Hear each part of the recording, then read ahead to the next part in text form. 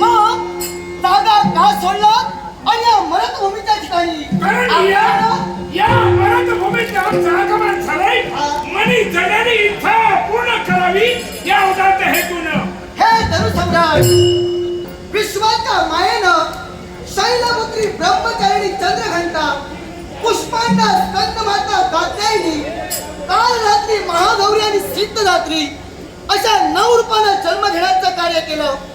जी कात्यायन ऋषीच्या महालात स्फटिक रूपानं जन्माला आली तिला कात्यायनी म्हटलं गेलं. ती तुमच्यापाशी कशी आली राहिली हे मी सांगण्याची गरज नाही.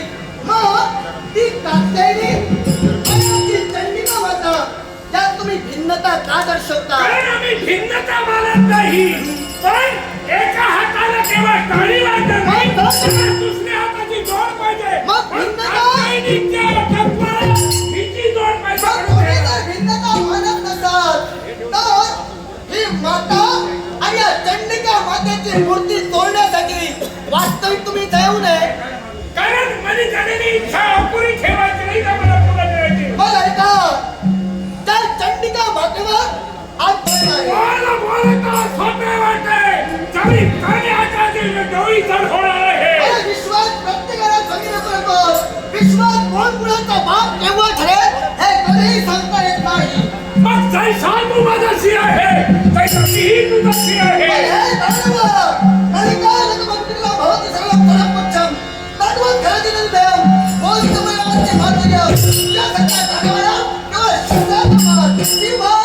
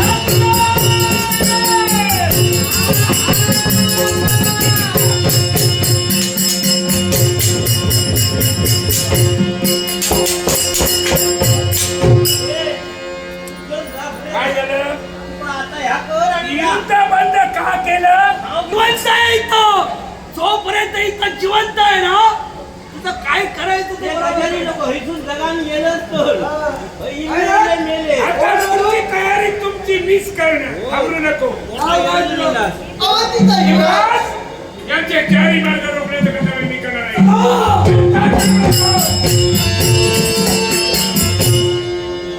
अवंतीचा युवराज नाव माझं प्रिय दर्शन असे आपले शुभ नाव राण्यांचं बसतेस्थान पाताळवर नाव माझं विरांत माझ्या दंडो मारला जाऊ नये याच्यासाठी आल्या पावले मागायचं युद्ध म्हटल्याच्या नंतर समरांगणात एका योद्ध्याला जय आणि दुसऱ्या योद्ध्याला पराजय हा ठेवलेलाच आहे आणि सहज तुम्ही म्हणून गेला तुमच्या हातून मी मारला जाईल तुमच्या हातून मरावं एवढं माझं मरण कमकुवत नाही तेव्हा तुम्हाला संधी देतोय जा माघारी चला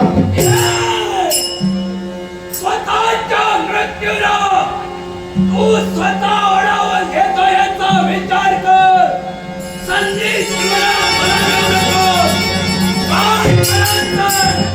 एवढा विचार अरे घेत